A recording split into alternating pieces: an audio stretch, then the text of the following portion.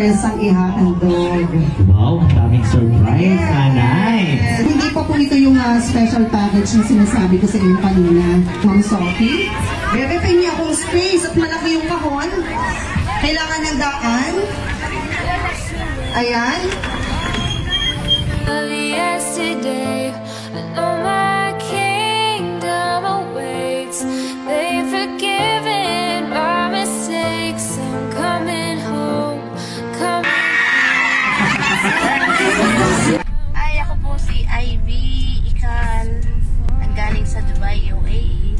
At 13 years ko rin hindi nakikita ang mother ko. Ito ay isang sorpresang bilang pasasalamat kasi lagi siya yung nagbibigay sa akin o sa aking apo, aking anak at sa aking mga kapatid. So bilang pasasalamat, ako naman yung magbabalik sa aking magulang.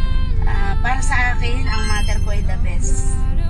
Kasi 33 years siyang nagsakripisyo sa amin.